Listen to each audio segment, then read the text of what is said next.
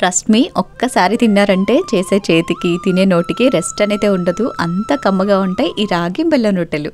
పిల్లలతోటి junk food మాన్పించాలి అన్నా, healthy food తినిపించాలి అన్నా one of the best option.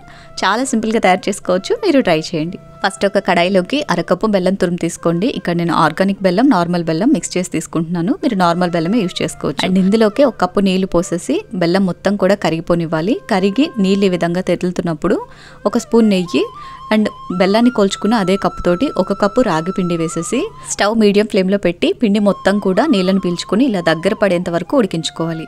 ఇలా ఉడికిన తర్వాత స్టవ్ ఆఫ్ చేసేసి మూత పెట్టి 5 నిమిషాల పాటు చల్లారనివ్వండి. పిండి గోరువెచ్చగా అయిన తర్వాత వీలైనంత సాఫ్ట్గా కలుపుకోవాలి. పిండి మీరు ఎంత సాఫ్ట్గా కలుపుకుంటే రోటీలు అంత మెత్తగా వస్తాయి. తర్వాత ఈ విధంగా చిన్న చిన్న పిండి ముద్దల్లాగా ప్రిపేర్ చేసుకుని పొడి పిండిలో డిప్ చేసేసి చపాతీని ఎలాగైతే రోల్ చేసుకుంటామో అదే విధంగా రోల్ చేసుకోవాలి. మామూలుగా ప్రిపేర్ చేసుకున్న పని అయితే పర్వాలేదు. లేదు అన్నీ కూడా ఒకే సైజులో పర్ఫెక్ట్గా రౌండ్ షేప్లో రావాలి అనుకుంటే ఏదైనా మూతతోటి విధంగా కట్ చేసి తీసుకోండి. ఇలా అన్నీ కూడా ప్రిపేర్ చేసుకున్న తర్వాత వేడి పెనం మీద వేసేసి రెండు వైపులకి ఫ్లిప్ చేసుకుంటూ కొద్దిగా నెయ్యి అప్లై చేస్తూ లోపల వరకు ఈవెన్గా కుక్ అయ్యేట్టు కాల్చారంటే ఎంతో కమ్మగా ఉండే రాగి బెల్లం రొట్టెలు రెడీ. చాలా టేస్టీగా ఉంటాయి. తప్పకుండా ట్రై చేయండి. వీడియో నచ్చితే లైక్ చేయండి.